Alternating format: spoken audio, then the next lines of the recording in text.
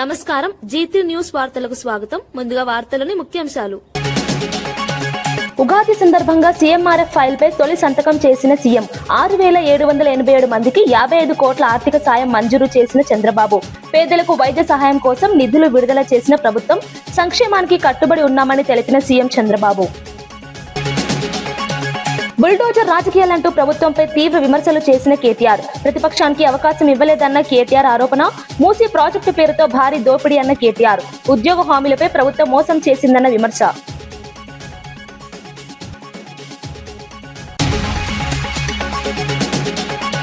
పొత్తుల ప్రచారాలపై స్పష్టత ఇచ్చిన టీవీకి అధినేత విజయ్. ఎవరితోనూ పొత్తులు లేవని స్పష్టం చేసిన విజయ్. తప్పుడు ప్రచారాలను నమ్మవద్దని ప్రజలకు సూచించిన టీవీకే. పార్టీ స్వతంత్రంగా ముందుకు సాగుతుందని ప్రకటించిన విజయ్. మూసీ ప్రక్షాళనపై ప్రభుత్వాన్ని తీవ్రంగా విమర్శించిన బండి సంజయ్. పేదల ఇళ్లపై భారాన్ని మోపుతున్నారని సంజయ్ ఆరోపణ. బాధితులతో చర్చించకుండా పనులు మొదలు పెట్టారని విమర్శ. పారదర్శకంగా వ్యవహరించాలని ప్రభుత్వానికి సూచన.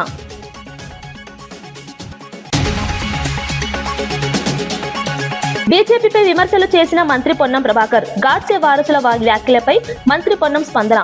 మూసీ ప్రక్షాళనను అడ్డుకోవద్దన్న మంత్రి సూచన. ప్రజా ప్రయోజనాలే ముఖ్యమన్న మంత్రి పొన్నం వ్యాఖ్య. ఉగాది సందర్భంగా పేదల కోసం ముఖ్యమంత్రి చంద్రబాబు కీలక నిర్ణయం తీసుకున్నారు. సీఎంఆర్ఎఫ్ ఫైల్ పై తొలి సంతకం చేసి 6,787 మంది లబ్ధిదారులకు 55.63 కోట్ల ఆర్థిక సాయం విడుదలకు ఆమోదం తెలిపారు. ఈ సహాయం ద్వారా వైద్య చికిత్సలు, అత్యవసర అవసరాలు తీర్చుకునే అవకాశం కలుగుతుందని అధికారులు తెలిపారు. ఆర్థికంగా ఇబ్బందులు ఎదుర్కొంటున్న కుటుంబాలకు ఇది పెద్ద ఊరటగా మారనుంది. పండుగ రోజున ఈ నిర్ణయం తీసుకోవడం ద్వారా ప్రభుత్వం పేదల పట్ల తన కట్టుబాటును చూపిందని పేర్కొన్నారు. సంక్షేమ కార్యక్రమాలను మరింత విస్తరించేందుకు ప్రభుత్వం చర్యలు తీసుకుంటుందని తెలిపారు. ప్రజలకు అండగా నిలిచే పాలన కొనసాగుతుందని స్పష్టం చేశారు.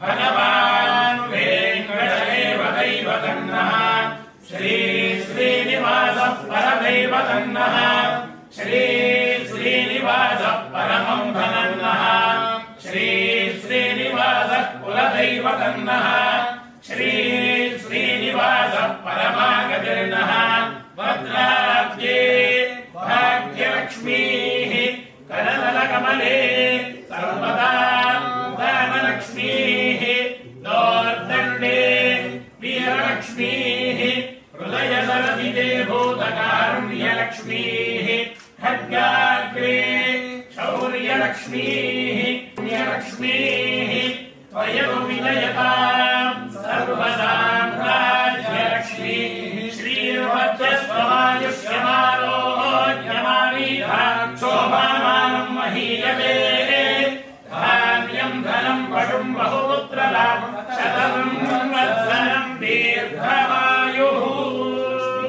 వెంకటేశ్వర ప్రసాదసిద్ధిరస్తు. రక్షణే కళ్యాణే సకలేశ్వరే సరసిజా భాగ్యానుసంధాయనే శోభాంగే విమలేశ్వరి విమలనే నారాయణే శ్రీసతి పాయాన్న భగవాన్ పురాణ పురుషః కుర్యా సదా మంగళం. మంగళం కౌసలేంద్రాయ మహనీయ గుణాత్మనే చక్రవర్తి తనూజాయ సార్వభౌమాయ మంగళం. శ్రీ సీతాలక్ష్మణ సమేత శ్రీ కోదండరామ స్వామినః సంపూర్ణ కృపా కటాక్ష ఫల సిద్ధిరస్తు. రాజరాష్ట్రాభివృద్ధిరస్తు.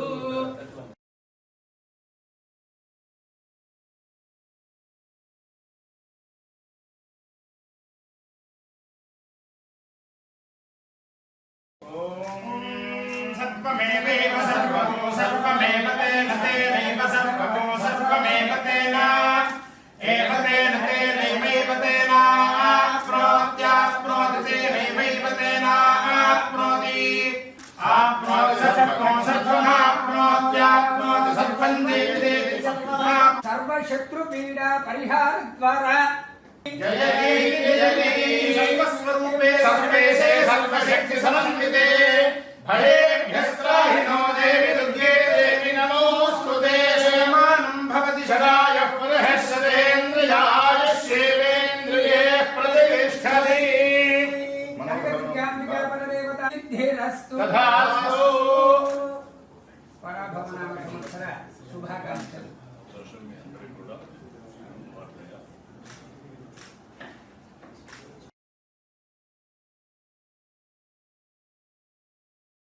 ఉగాది సందర్భంగా మంత్రి పొన్నం ప్రభాకర్ బీజేపీ నేతలపై తీవ్ర విమర్శలు చేశారు. గాడ్సే వారసులు గాంధీ వారసులను విమర్శించడం సరికాదని అన్నారు. మతతత్వ రాజకీయాలతో ప్రజలను తప్పుదారి పట్టిస్తున్నారని మండిపడ్డారు. మూసీ ప్రక్షాళనను అడ్డుకోవడం సరికాదని పేర్కొన్నారు. నిర్వాసితులకు న్యాయం చేసిన తర్వాతే ప్రభుత్వం ముందుకు సాగుతుందని స్పష్టం చేశారు. తెలంగాణ అభివృద్ధికి అందరూ సహకరించాలని కోరారు. రాజకీయాల కంటే ప్రజా ప్రయోజనాలు ముఖ్యమని అన్నారు. వర్షాలు పడి వాడి పంటలతో ఆయుర ఆరోగ్యాలతో సుఖ సంతోషాలతో ఉండాలని ఈ ప్రజల ఆశీర్వచనంతో ఎన్నికైనటువంటి ప్రజాపాలన ప్రభుత్వంలో అన్ని రకాల కార్యక్రమాలు అభివృద్ధి సంక్షేమ కార్యక్రమాలు ప్రజల దాకా చేరే విధంగా ఆ భగవంతుడు అన్ని రకాల ఆశీర్వచనం ఇవ్వాలని సందర్భంగా కోరుకుంటూ ఉగాది అనేటువంటి మనకు తొలి పండుగగా ఈరోజు జరుగుతున్నటువంటి కార్యక్రమాలన్నీ సంవత్సర కాలం పాటుగా జరుగుతాయనే విధంగా మనమందరం కూడా మరి ఈరోజు మనకుండబడేటువంటి సాంప్రదాయాన్ని పాటించిపోతూ ఉంటాం. ఈ సందర్భంలో తప్పకుండా ప్రజల ఆశీర్వచనంతో ఎన్నికైనటువంటి ప్రభుత్వం ప్రజల సంక్షేమం కొరకు కృషి చేస్తుంది. ఎవరెన్ని మాట్లాడినా ఎవరెన్ని చేసినా ఇది ప్రజల కోసం ఇప్పటికే పేదలకు సంబంధించిన అనేక కార్యక్రమాలు చేస్తూ ఉంది.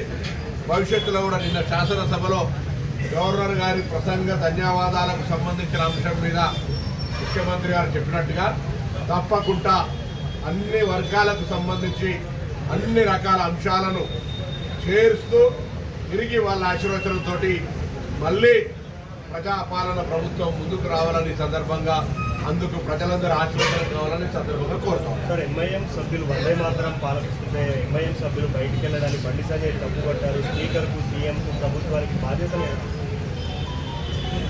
వారు కేంద్ర హోంశాఖ మంత్రి ప్రజల అభిప్రాయాల ఆధారంగా 2,08,000 బడ్జెట్ ప్రతిపాదించినట్లు తెలిపారు. ఎంఎస్ఎంఈ రంగానికి ప్రాధాన్యం ఇవ్వాలని సూచించారు. సంపద సృష్టి, ఉపాధి అవకాశాల పెంపుపై దృష్టి పెట్టాలని అన్నారు. మూసీ ప్రక్షాళన ప్రాజెక్టు పేదలకు కాకుండా రియల్ ఎస్టేట్ వ్యాపారులకు మేలు చేస్తుందని విమర్శించారు. ప్రజల అవసరాలకు అనుగుణంగా బడ్జెట్ ఉండాలని పేర్కొన్నారు. సమగ్ర అభివృద్ధి కోసం ప్రణాళికలు అవసరమని తెలిపారు. మేడం, రేపు ఒకవైపు ఈద్, ఇంకొక వైపు మన రాష్ట్ర బడ్జెట్, అంటే ఇది ప్రభుత్వానికి ఒక ముఖ్యమైన బడ్జెట్ అని కూడా భావించవచ్చు. సో ఈ బడ్జెట్ లో ఇది ఏదో అంటే బడ్జెట్ ప్రభుత్వానికి ముఖ్యమా కాదన్నది అవసరం లేదు, ప్రజలకు ఎంత మేరకు పనికొస్తుంది అన్నది అవసరము. మేము ఇవాళ ఈ రాష్ట్రంలో, ఈ రాష్ట్ర రాజకీయాల్లో ఒక కొత్త ఒరవడికి శ్రీకారం చుట్టడం జరిగింది. ఉగాది సందర్భంగా తెలంగాణ ప్రజా బడ్జెట్ అని చెప్పి మేము రిలీజ్ చేసినాము. తెలంగాణ జాగృతి ప్రజా బడ్జెట్ అని చెప్పి, అంటే ప్రజల నుంచి ఏం కోరుకుంటున్నారు, ప్రభుత్వాలు బడ్జెట్లు పెట్టడం, పేపర్ మీద రాయడం పక్కన పెడితే ప్రజలు ఏం కోరుకుంటున్నారు అనే విషయాన్ని మేము సూత్రీకరించుకొని మాకు వచ్చిన ఫీడ్బ్యాక్ తోని 2,08,000 కోట్ల రూపాయలకు మేము బడ్జెట్ ప్రతిపాదించినాం. అంటే టోటల్ బడ్జెట్ ఈసారి స్టేట్ బడ్జెట్ 3.23 lakhs ఉంటుందని చెప్పి చెప్తా ఉన్నారు. అందులో 2.08 lakh crores కి మేము బడ్జెట్ ప్రతిపాదించినాం. పీపుల్ ఫీడ్బ్యాక్ తోని, ప్రజల ఫీడ్బ్యాక్ తోని ఈ 2,08,000 కోట్ల రూపాయలు జాగృతి సూచనల మేరకు కనుక బడ్జెట్ పెట్టినట్టయితే డెఫినెట్ గా రాష్ట్రంలో సంపద పెరుగుతుంది, మనీ యొక్క రొటేషన్ పెరుగుతుంది. ప్రజలకు కాంగ్రెస్ పార్టీ ఇచ్చినటువంటి వాగ్దానాలు ఏవైతే ఉన్నాయో, ప్రజలు ఏదైతే ఎదురు చూస్తా ఉన్నారో అవి నెరవేరేటటువంటి అవకాశం ఉంటుంది. అన్నిటికన్నా ఎక్కువ ఏవైతే పెండింగ్ ఉన్నాయో, ఏవైతే సెక్టర్స్ ఎదురు చూస్తున్నాయో, మాకు డబ్బు రాలేదని, పెన్షన్స్ ఉన్నాయి, బీసీల ఫండ్స్ ఉన్నాయి, ఎస్సీ ఫండ్స్ ఉన్నాయి, ఎస్టీ ఫండ్స్ ఉన్నాయి, ఆడపిల్లలకు 2,500 రూపాయల కోసం ఎదురు చూస్తున్నారు, స్కూటీస్ కోసమే, అన్నిటికన్నా ఎక్కువ ఫీ రియంబర్స్మెంట్ పేద విద్యార్థులు ఎదురు చూస్తున్నారు. సో ఇవన్నీ కూడా పరిపుష్టం అవుతాయి. అన్నిటికన్నా ఎక్కువ పరిశ్రమలు బాగా నెగ్లెక్ట్ చేస్తుంది ఈ రాష్ట్ర ప్రభుత్వం. MSME, medium and small scale industries లోనే 70% ఉద్యోగాలు ఉంటాయి, కానీ ఆ మొత్తం సెక్టర్ ని ఇగ్నోర్ చేస్తుంది. కాబట్టి ఆ సెక్టర్ లో ఖచ్చితంగా ఇవ్వాల్సిన రాయితీలు, పెండింగ్ ఉన్నటువంటి అమౌంట్ 10,000 crores దానికి మేము ప్రపోజ్ చేసినాం. అంటే బడ్జెట్ అనేది ఒక ఇంపిటిస్, ఒక స్పీడప్ చేయాలి స్టేట్ లో ఉన్న ఫైనాన్షియల్ పొజిషన్ ని గానీ, ఇన్కమ్ ని గానీ.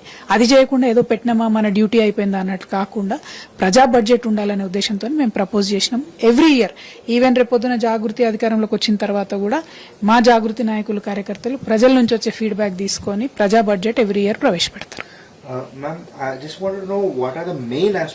తెలంగాణలో అంగన్వాడీలకు ఫోన్ల కొనుగోలులో 50 కోట్ల కుంభకోణం జరిగిందని బీఆర్ఎస్ నేత మన్ని క్రిషాంక్ ఆరోపించారు. మార్కెట్ ధర కంటే ఎక్కువకు ఫోన్లు కొనుగోలు చేశారని తెలిపారు. పోషణ్ అభియాన్ పథకం కింద ఈ వ్యవహారం జరిగిందని పేర్కొన్నారు. ఈ విషయంపై సమగ్ర విచారణ జరపాలని డిమాండ్ చేశారు. ప్రభుత్వంపై పారదర్శకత లోపించిందని విమర్శించారు. ప్రజానిధుల వినియోగంపై స్పష్టత ఇవ్వాలని కోరారు. ఈ అంశంపై ప్రభుత్వం స్పందించాలని డిమాండ్ చేశారు. అంగన్వాడీ అక్కలకందరికి కూడా స్మార్ట్ ఫోన్స్ ఇవ్వాలని కేంద్ర ప్రభుత్వం ఎన్నో సంవత్సరాల ముందు నిర్ణయం తీసుకున్నది. దానికోసం ధర పెంచుతూ వచ్చిరు కూడా. చివరికి లాస్ట్ స్మృతి ఇరానీ గారు 2024లో కేంద్ర మంత్రిగా ఉన్నప్పుడు 9,000 నుంచి 11,800కు దాని బడ్జెట్ని ఒక్కొక్క మొబైల్ ఫోను అంగన్వాడీ వర్కర్స్ కోసము వాళ్ళు ఇంటింటికి పోయి ఆయా బస్తీల్లో తీసుకునే డేటా, మాతా శిశువులకు చెందిన డేటా పోషణ్ అభియాన్ విషయం మీద దానికోసం ఈ టెక్నాలజీని పెంచడానికి ఈ పోషణ్ అభియాన్లో స్మార్ట్ ఫోన్ స్కీమ్ తీసుకున్నారు.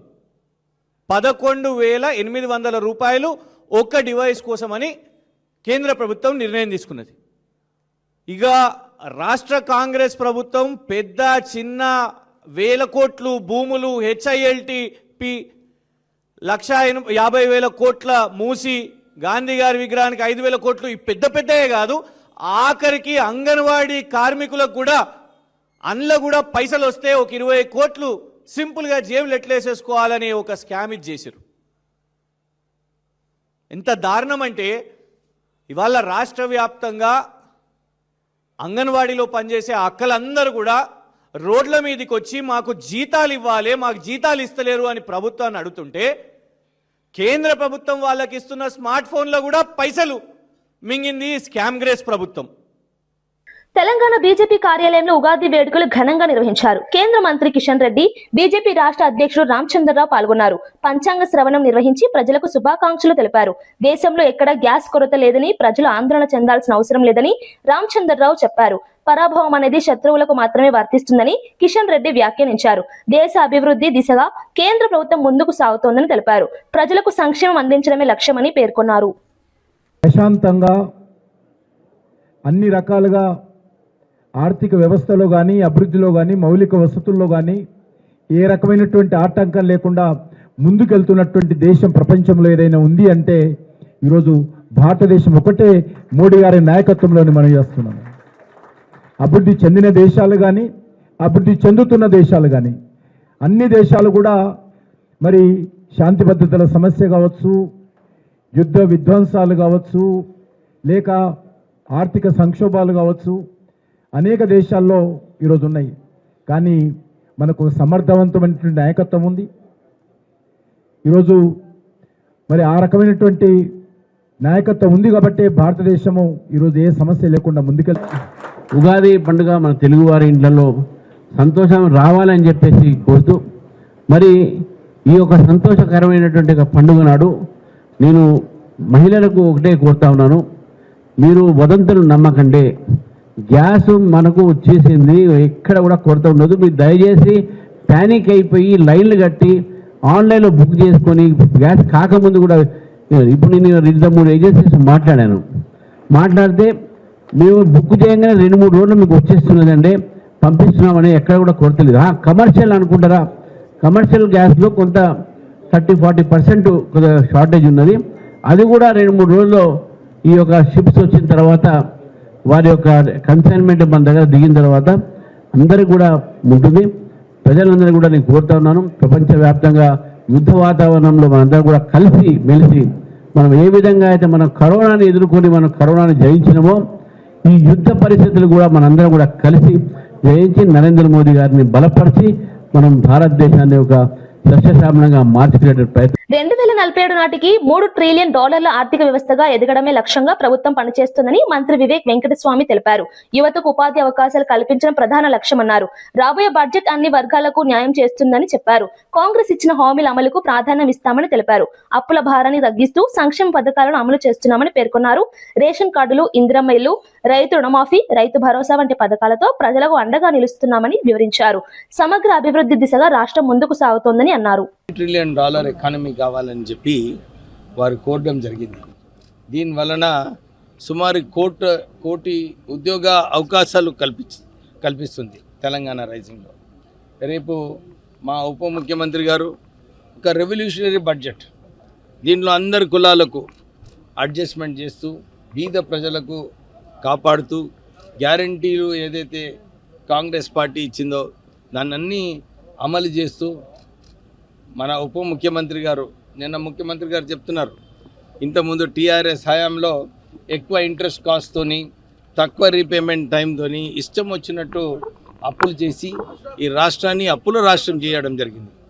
కానీ కాంగ్రెస్ ప్రభుత్వం వచ్చిన తర్వాత ఈ అప్పులు ఎట్లా 3 లక్షల కోట్ల రూపాయలు ఇప్పటి వరకు అప్పులు ఇంకా మిత్తి ఈ 2 సంవత్సరాలలో మన ఉప ముఖ్యమంత్రి గారు బ్యాంక్స్కి కట్టడం జరిగింది. ఇలాంటి పరిస్థితులలో కూడా సన్న బియ్యం ఇవ్వడము, ఇందిరమ్మ ఇల్లులు కట్టడము. గాంధీ భవన్ లో పరాభవనామ సంవత్సర ఉగాది వేడుకలు ఘనంగా నిర్వహించారు. ఈ కార్యక్రమంలో ఉప ముఖ్యమంత్రి బట్టి విక్రమార్క, టీపీసీసీ అధ్యక్షుడు మహేష్ కుమార్ గౌడ్, మంత్రి వివేక్ వెంకటస్వామి తదితరులు పాల్గొన్నారు. నాయకులు ప్రజలకు ఉగాది శుభాకాంక్షలు తెలిపారు. రాష్ట్ర అభివృద్ధి కోసం కలిసి పనిచేద్దామని పిలుపునిచ్చారు. సంప్రదాయ పద్ధతిలో నిర్వహించిన ఈ వేడుకలు ఆకట్టుకున్నాయి. పంచాంగ శ్రవణం నిర్వహించి కొత్త సంవత్సరానికి శుభాకాంక్షలు తెలిపారు. ప్రజల సంక్షేమం కోసం ప్రభుత్వం కట్టుబడి పనిచేస్తుందని నాయకులు పేర్కొన్నారు. తెలంగాణ అసెంబ్లీ మూసి చుట్టూ ఏపీ అసెంబ్లీ లడ్డూ చుట్టూ తిరుగుతున్నాయని కేంద్ర మంత్రి బండి సంజయ్ వ్యాఖ్యానించారు. మూసి ప్రక్షాళన పేరుతో పేదలపై భారాన్ని మోపుతున్నారని విమర్శించారు. రాష్ట్రంలో గాంధీ రాజ్యం కాకుండా గాడ్సే రాజ్యం సాగుతోందని మండిపడ్డారు. బాధితులతో చర్చించకుండా పనులు ప్రారంభించడం తగదని తెలిపారు. ముందుగా వారికి భరోసా కల్పించి పునరావాసంపై స్పష్టత ఇవ్వాలని డిమాండ్ చేశారు. అభివృద్ధి పేరుతో ప్రజల ఇళ్లను కూల్చడం సరికాదని అన్నారు. ప్రభుత్వం పారదర్శకంగా వ్యవహరించి ప్రజల నమ్మకాన్ని నిలబెట్టాలని సూచించారు. అపార్ట్మెంట్స్ కట్టుతున్నారు, ఇవ్వండి. మోడల్ కాలనీ ఏరియా ఇస్తున్నారు, చేయండి. నా డిమాండ్ ఏంది, భారతీయ జనతా పార్టీ డిమాండ్ ఏంటంటే అవి చేసినాకనే స్టార్ట్ చేయమంటున్నాం. ప్రజలతో చర్చ జరపండి, బాధితులతోని అందరినీ సమానంగా చూడండి, చూసి చేసే ప్రయత్నం చేస్తే అప్పుడు ప్రజలు కూడా సహకరిస్తారు. మీరు చేసేది ప్రజల కోసం అంటున్నారు, కానీ ఆ ప్రజలే అక్కడ వ్యతిరేకిస్తున్నారు. ప్రజల్ని ఇబ్బంది పెట్టి గాంధీ మహాత్ముని ఆత్మ శోభిస్తుంది. గాంధీ మహాత్ముని రాజ్యంలో ఆయన అయితే రాజ్యం కూడా. ఈ సందర్భంగా 2026 పరాభవనామ సంవత్సర పంచాంగ ఫలితాలను పండితులు వెల్లడించారు. పేరు పరాభవ అయినప్పటికీ ధర్మంగా ఉండేవారికి ఇది ప్రాభవ సంవత్సరంగా మారుతుందని తెలిపారు. కష్టపడి పనిచేసే వారికి విజయాలు లభిస్తాయని చెప్పారు. తెలంగాణ జాతక ప్రకారం ఆర్థిక వ్యవహారాలు నిర్వహించే వారికి కొన్ని సవాళ్లు ఎదురయ్యే అవకాశం ఉందని సూచించారు. నిధుల వినియోగంలో జాగ్రత్త అవసరమని పేర్కొన్నారు. వ్యవసాయం, వ్యాపార రంగాల్లో మిశ్రమ ఫలితాలు ఉండవచ్చని తెలిపారు. భక్తి నియమాలు పాటిస్తే అనుకూల ఫలితాలు పొందవచ్చని పండితులు వివరించారు. తహలాడిపోతూ ఉంటాడు, ప్రయత్నం చేస్తూ ఉంటాడు. మీనలగ్న ప్రభావం వల్ల తెలంగాణ రాష్ట్ర పరిపాలనలో వ్యూహాలు, ఆలోచనలు, బాధ్యతా భావం అనేటువంటిది ఈ సంవత్సరం చాలా వరకు పెరుగుతుంది. లగ్న దశమాధిపతి అయినటువంటి గురువు చతుర్థ భావంలో ఉండటం వల్ల పరిపాలనలో ప్రజా సంక్షేమం, భూమి, వ్యవసాయం మొదలైనటువంటి అంశాలకు అద్భుతంగా ప్రాధాన్యం పెరుగుతుంది. ముఖ్యంగా గ్రామీణాభివృద్ధి, వ్యవసాయ రంగం వల్ల రాష్ట్ర ప్రభుత్వానికి ఈ సంవత్సరం పేరనేటువంటిది వచ్చే అవకాశం కూడా ఉంది. ద్వితీయ నవమాధిపతి అయినటువంటి కుజుడు ద్వాదశంలో ఉండటం వల్ల ఆర్థిక వ్యవహారముల యందు కొంత జాగ్రత్త ఈ సంవత్సరం కూడా పడవలసి వస్తుంది. అందరికంటే చిక్కెవరికి అంటే ఆర్థిక శాఖను చూచేటువంటి వారికే చాలా చిక్కు. ఏమిటి అంటే నిధులు నిధులు నిధులు అంటారు, ఉండండి ఉండండి ఉండండి అంటారు. ఈ సంవత్సరం కూడా ఆర్థికంగా కొంత ఇబ్బంది పడక తప్పదు. ఈ విషయంలో కఠినాతి కఠినమైన నిర్ణయములుంటేనే పరిపాలన బాగుంటుంది, కానీ లేకపోతే ఆర్థికంగా ఇబ్బంది అనేటువంటిది తప్పదు అని ద్వితీయ నవమాధిపతి అయినటువంటి కుజుడు వ్యయస్థానాన్ని సూచిస్తూ చెప్తున్నటువంటి ఫలితం ఇది. షష్ఠభావంలో కేతువు ఉండటం ఆరోగ్య రంగం కానీ ఆరోగ్యపరమైనటువంటి శాఖలో కానీ తప్పకుండా కొంత అద్భుతమైనటువంటి ప్రక్షాళన జరుగుతుంది. ముఖ్యంగా ఆసుపత్రులు, ప్రజా ఆసుపత్రులు, ప్రజలందరికీ ఆమోదయోగ్యమైనటువంటి వైద్యం అందించటానికి మంత్రివర్గం అందరూ కూడా కంకణం కట్టుకొని నిలబడటం ఈ సంవత్సరం మనందరికీ కూడా ఒక అద్భుతమైనటువంటి విషయం అని చెప్పవచ్చు. చతుర్థ సప్తమాధిపతి బుధుడు ద్వాదశంలో ఉండటం వల్ల ఒప్పందాలు, భాగస్వామ్యం, ఇతర రాష్ట్రాలతో నీటి పంపకాల వ్యవహారాలు ఇవన్నీ కూడా జాగ్రత్తగా అడుగులు వేయవలసి వస్తుంది. ద్వాదశ భావంలో బుధ రాహు కుజ ప్రభావంతో రాష్ట్రానికి ఖర్చులు అనేటువంటివి బాగా పెరుగుతాయి. తృతీయ అష్టమాధిపతి అయినటువంటి శుక్రుడు లగ్నంలో ఉచ్చస్థితిలో ఉన్నందువల్ల స్త్రీలు కాని, కళలు కాని, సంస్కృతి కాని, దేవాలయం కాని, సంక్షేమ రంగాలు కాని, చలనచిత్ర రంగం కాని, మీడియా రంగం కాని, ఇవన్నిటికీ అద్భుతమైనటువంటి వృద్ధి. నేను గత సంవత్సరం కూడా చెప్పినటువంటి మాట ఏమిటి?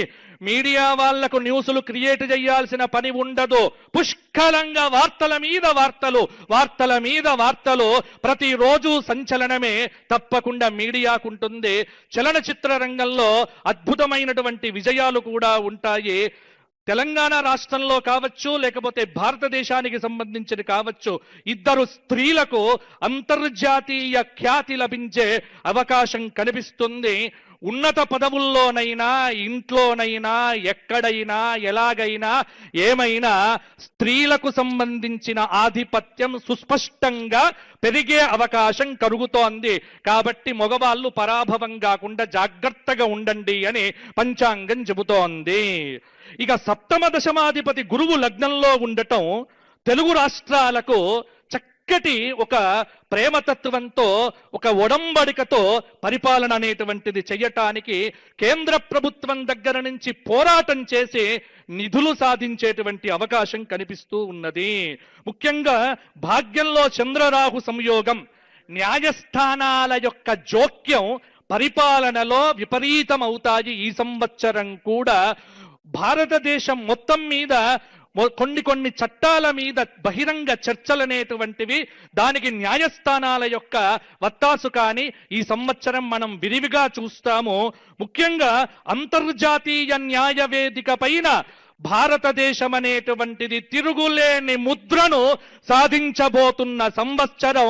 భారతదేశము ఇతర దేశాలకు పరాభవం చేసే సంవత్సరమే ఈ పరాభవ నామ సంవత్సరము. అసెంబ్లీలో ప్రతిపక్షానికి మాట్లాడే అవకాశం ఇవ్వకుండా ప్రభుత్వం బుల్డోజర్ రాజకీయాలు చేస్తోందని కేటీఆర్ విమర్శించారు. ముఖ్యమంత్రి రేవంత్ రెడ్డి ఒక వీధి రౌడీలా వ్యవహరిస్తున్నారని వ్యాఖ్యానించారు. ఇది ప్రజాస్వామ్య ప్రభుత్వం కాకుండా రౌడీ దర్బార్ గా మారిందని అన్నారు. మూసీ ప్రాజెక్టు పేరుతో 1,50,000 కోట్ల దోపిడీ జరుగుతోందని ఆరోపించారు. కేసీఆర్ హయాంలో జరిగిన అభివృద్ధిని తమ ఖాతాలో వేసుకుంటున్నారని మండిపడ్డారు. నిరుద్యోగులకు 2 లక్షల ఉద్యోగాల హామీ ఇచ్చి కేవలం 11,000 ఉద్యోగాలతో మోసం చేశారని విమర్శించారు. ప్రభుత్వం ప్రజలను తప్పుదారి పట్టిస్తోందని కేటీఆర్ అన్నారు. డిక్లరేషన్ల ప్రస్తావన రాకుండా కేవలం తన సెల్ఫ్ డబ్బా కొట్టుకోవడానికి మాత్రమే వాడుకున్నారు ఈ ప్రసంగాన్ని. తెలంగాణలో సామెతుంది, మింగ మెతుకులేదు కానీ మీసాలకు సంపెంగ నేను వెనకటికి ఎవరో చెప్పిందంట. అట్లాగే 6 గ్యారంటీలకు మంగళం పాడి ఇవాళ క్యూర్, ప్యూర్, రేర్ అనే కొత్త 3 ముక్కలాట మొదలుపెట్టిండు. Cure, pure, rare. కానీ ఈ ప్రభుత్వానికి పర్ఫెక్ట్ గా సెట్ అయ్యే మోడల్ క్యూర్ మోడల్ కాదు, ప్యూర్ మోడల్ కాదు, రేర్ మోడల్ కాదు. ఈ ప్రభుత్వానికి పర్ఫెక్ట్ గా సెట్ అయ్యే మోడల్ ఏందయ్యా అంటే చోర్ మోడల్, 420 మోడల్, చోర్ మోడల్. ఎందుకంటే ఇన్ని చోర్ మాటలు, ఇన్ని 420 హామీలు ఇచ్చిన ముఖ్యమంత్రి, నాయకుడు బహుశా ఈ దేశ చరిత్రలో ఎవరు కూడా లేరు. మేము అనుకున్నాం 2023 డిసెంబర్ 7న ఏ సంతకం అయితే మొదటి సంతకం పెట్టాము అని చెప్పారో ఆ ఫైల్ ఎక్కడ పోయిందయ్యా? కాకెత్తుకుపోయిందా? తొలి గవర్నర్ ప్రసంగంలో చెప్పించావు కదా, కాకెత్తుకొని పోయిందా? మరి ఆ ఫైల్ ఎక్కడ పోయింది? 6 గ్యారంటీల ఫైలు అని నిన్ను అడిగితే ఇవాళ చెప్తాడేమో అనుకున్నాం. సిట్టేస్తాడో, లేకపోతే అరే ఆ ఫైల్ దొరికింది తీసుకొచ్చినా అని చెప్పి శాసనసభ ముంగడ పెడతాడో, లేకపోతే శ్రీకాకుళం పట్టణంలో పరాభవనామ సంవత్సర ఉగాది వేడుకలు ఘనంగా నిర్వహించారు.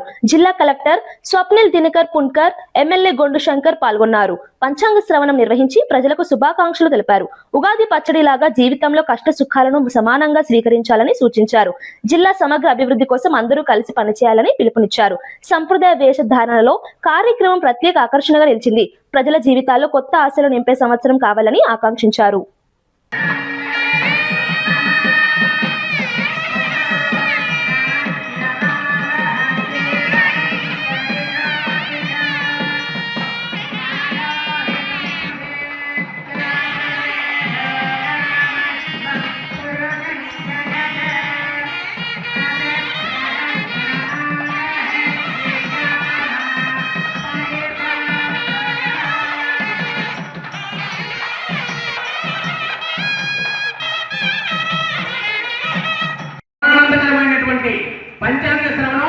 తొలిమెట్టు. మరి అటువంటి పంచాయతీ సవరణ కార్యక్రమాన్ని ప్రారంభించవలసిందిగా గౌరవ పెద్దల్ని వేదికపైకి పెద్దల అనుమతితో ఆహ్వానిస్తున్నాం.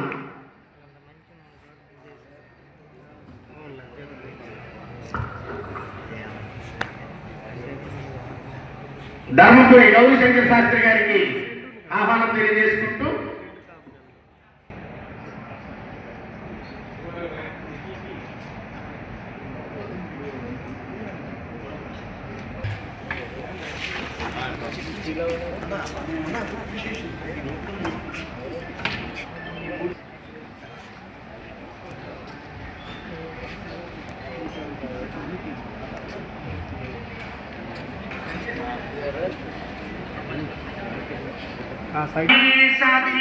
సుమనసః సర్వార్థానాముపక్రమే యం నత్వా కృతకృతాస్యుః తం నమామి గజాననం. గజాననం భూతగణాభిసేవితం కపిత్థజంబూఫలసారభక్షణం ఉమాసుతం శోక వినాశకారణం నమామి విఘ్నేశ పాదపంకజం. కాలపురుషుడైనటువంటి మహాకాలాన్ని స్మరిస్తూ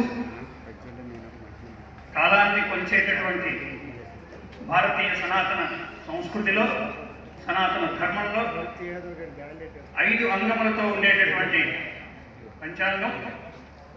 ఈ పంచాంగ శ్రవణం ఉగాది నాడు ఖచ్చితంగా అందరూ వినాలి అనే ఉద్దేశంతో ఏర్పాటు చేయబడినటువంటి మన అతి ప్రాచీనమైనటువంటి సంప్రదాయం ఇది. యోగము, కరణము 5 అంగములతో ఏర్పడింది. అందుకే ఈ 5ంటిని ఒక్కొక్క దాన్ని తెలుసుకోవడం వల్ల ఏమొస్తుంది అన్నది మనకి పంచాంగమే చెప్పింది. తిథేశ్చ శ్రియమాప్నోతి, తిథేశ్చ శ్రియమాప్నోతి వారాద్ ఆయుష్యవర్ధనం. కరణాత్ కార్యసిద్ధిస్య, యోగాత్ రోగ వినాశనం, నక్షత్రాత్ హరతే పాపం పంచాంగమాకర్ణ్యతాం. తిథి, వారము, నక్షత్రము, యోగము, కరణము ఈ 5ంటిని తెలుసుకోవడం వల్ల జరిగే. వార్తలు ముగించే ముందు ముఖ్యాంశాలు మరోసారి. ఉగాది సందర్భంగా సీఎంఆర్ఎఫ్ ఫైల్ పై తొలి సంతకం చేసిన సీఎం. 6,787 మందికి 55 కోట్ల ఆర్థిక సాయం మంజూరు చేసిన చంద్రబాబు. పేదలకు వైద్య సహాయం కోసం నిధులు విడుదల చేసిన ప్రభుత్వం. సంక్షేమానికి కట్టుబడి ఉన్నామని తెలిపిన సీఎం చంద్రబాబు. బుల్డోజర్ రాజకీయాలంటూ ప్రభుత్వంపై తీవ్ర విమర్శలు చేసిన కేటీఆర్. ప్రతిపక్షానికి అవకాశం ఇవ్వలేదన్న కేటీఆర్ ఆరోపణ. మూసీ ప్రాజెక్టు పేరుతో భారీ దోపిడీ అన్న కేటీఆర్. ఉద్యోగ హామీలపై ప్రభుత్వం మోసం చేసిందన్న విమర్శ.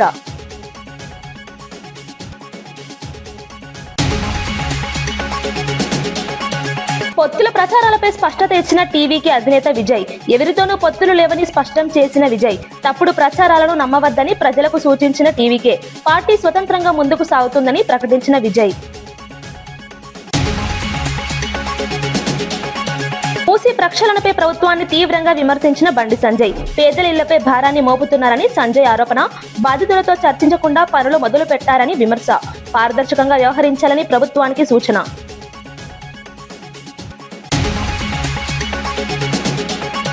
బీజేపీపై విమర్శలు చేసిన మంత్రి పొన్నం ప్రభాకర్. గాడ్సే వారసుల వ్యాఖ్యలపై మంత్రి పొన్నం స్పందన. మూసీ ప్రక్షాళనను అడ్డుకోవద్దన్న మంత్రి సూచన. ప్రజా ప్రయోజనాలే ముఖ్యమన్న మంత్రి పొన్నం వ్యాఖ్య.